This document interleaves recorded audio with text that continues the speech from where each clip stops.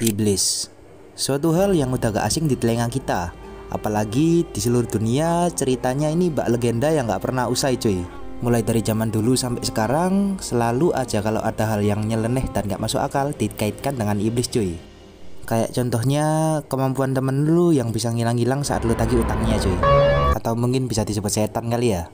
Tapi kali ini gue gak bakalan bahas kelakuan temen gue. Namun gue bakal bahas iblis yang ada di Arknek atau di Terra cuy.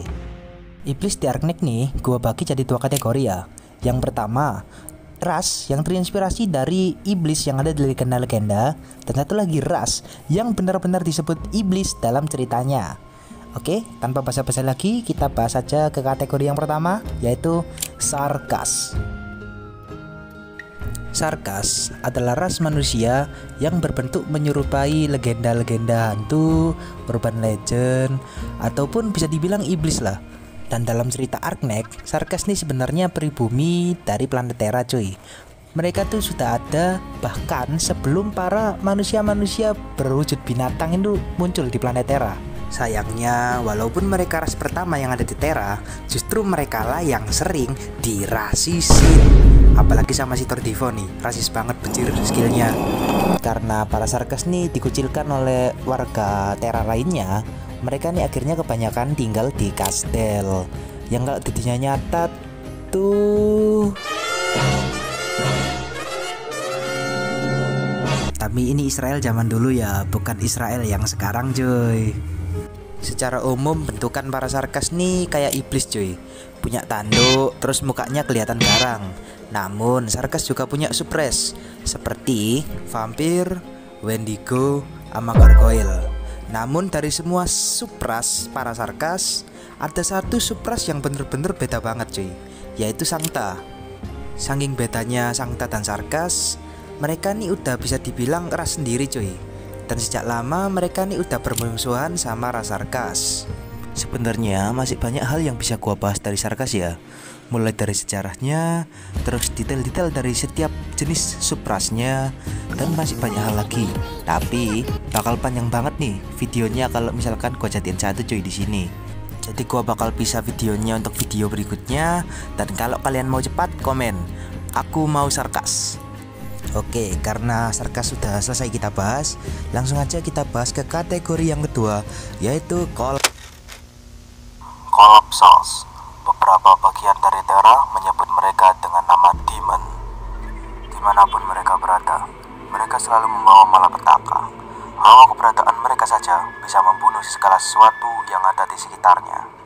Oleh sebab itu, sejak dahulu mereka selalu dijauhkan dari peradaban manusia. Sekarang pun masih sama.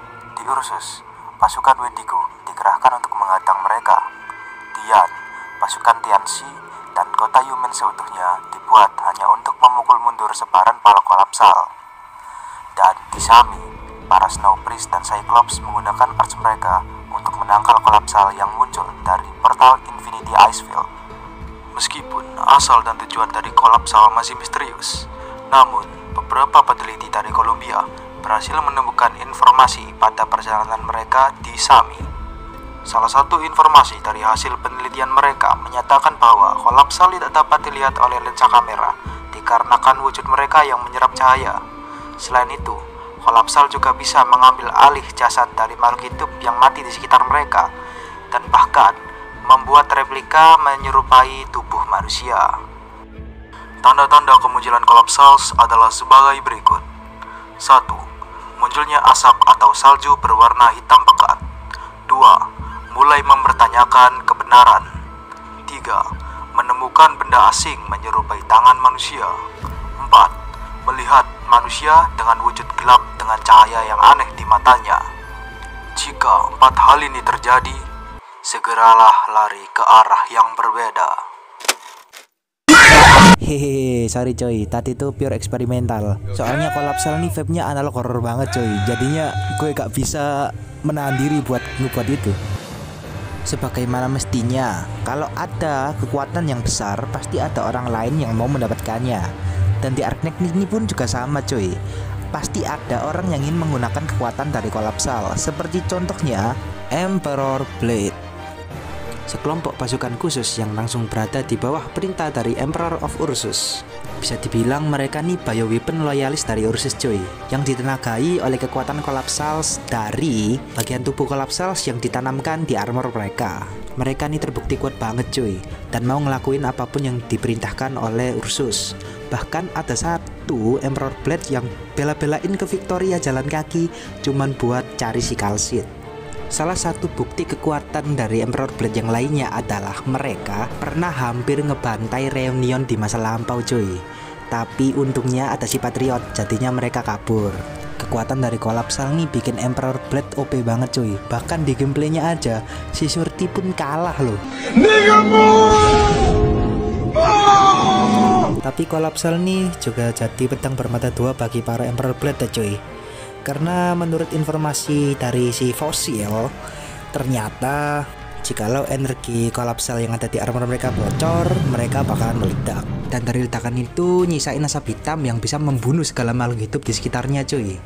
Dan beberapa kejadian juga membuat para Emperor Blade ini kerasukan yang kalau di game disebut dengan Demon Blade. Namun siapa sangka, ternyata mereka bukan satu-satunya yang bisa menggunakan kekuatan Collapsals. Perkenalkan, dia adalah Typhoon, istri gua hehehe. Beda sama Emperor Blade, kekuatan Collapsal yang dipakai sama Typhoon ini berasal dari anak panahnya. Anak panahnya sendiri tuh dibuat oleh nenek moyangnya menggunakan Arch Sarkas tua cuy.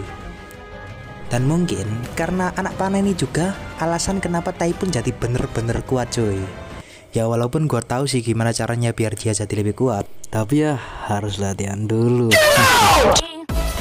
Yo, udah di akhir aja nih. Makasih banget buat kalian yang udah support dan udah nonton video ini sampai akhir.